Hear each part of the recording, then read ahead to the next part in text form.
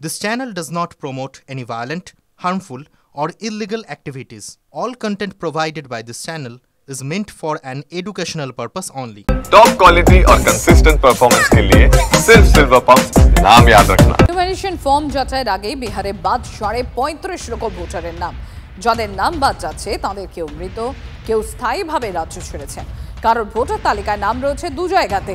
খবর নির্বাচন কমিশন সূত্রে।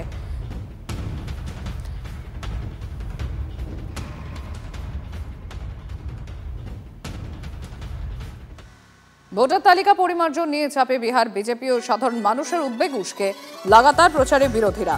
বুথ স্তরে ক্ষোভের আঁচ পাচ্ছে বিজেপিও। সোমবার তড়িঘড়ি বৈঠক সেরেছেন বিহার বিজেপির সাংগঠনিক সম্পাদক ভিকুভাই দালসানিয়া। ভোটারদের বিভ্রান্তি দূর করতে দলের নেতাদের প্রচারের নির্দেশ দিয়েছেন তিনি।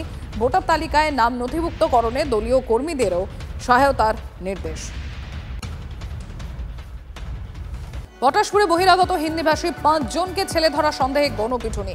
গাজিয়াবাদে 3 পুরুষ ও 2 মহিলাকে আটক করেছে পুলিশ। পটাশপুর 2 নম্বর ব্লকের খাড় হাই স্কুলে ধুমধুমার কাণ্ড। অভিযোগ, ছুটি হওয়ার পর স্কুল চত্বরে ঢুকে পড়েন কিছু বহিরাগত হিন্দিভাষী মানুষ। তাদের গতিবিধি সন্দেহজনক মনে হওয়ায় স্থানীয়রা তাদের জিজ্ঞাসাবাদ শুরু করেন। স্কুলের গেট ঘিরে বিক্ষোভ দেখান স্থানীয়রা। স্কুলের প্রধান শিক্ষক ফোন করেন পটাশপুর থানায়। কলকাতার নম্বর প্লেট লাগানো 2টি মোটর বাইক উদ্ধার হয়েছে। ঘটনার তদন্ত শুরু করেছে পুলিশ।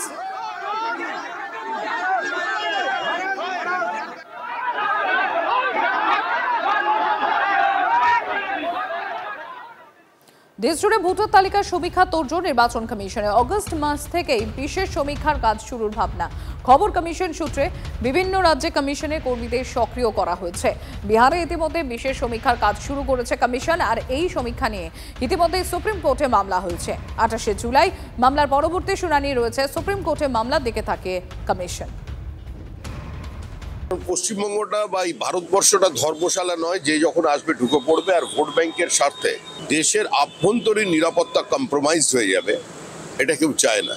আর সে কারণেই অবিজেপি শাসিত রাজ্য তামিলনাড়ু বারবার বাঙালি মাইগ্রেন্ট লেবারদের আইডেন্টিটি চেক করছে।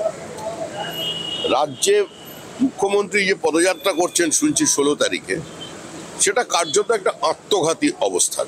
এটা সারা ভারতবর্ষে যে বাঙালি ওয়ার্কার্স আছেন, ছাত্রছাত্রীরা এখানে কোনো কিছু সুযোগ করতে না পেরে ওখানে গিয়ে নিজেদের জীবন প্রতিষ্ঠা করছেন। তো এ ধরনের উগ্র বাঙালিয়ানা, এ ধরনের প্রাদেশিকতা কার্যত তাদের ভবিষ্যৎকেই অনিশ্চয়তার মুখে ফেলে দেবে। যদি বলেন রোহিঙ্গা বা বহিরাগতদের কথা, তো শ্রমিক বাবুর দল বিজেপি কেন্দ্রে অমিত শাহের বিএসএফ রয়েছে। শুধু তো প্রবলেমটা বাংলায় হচ্ছে না, বিজেপি শাসিত ত্রিপুরাতেও তো সেখানে ঢুকছে। সীমান্ত রক্ষা করতে আপনারা ফেল করছেন।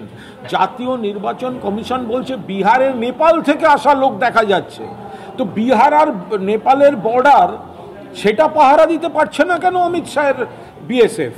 ফলে শ্রমিকবাবু যতবার এই বহিরাগত ঢোকার কথা বলবেন, ওটা আত্মঘাতী গোল।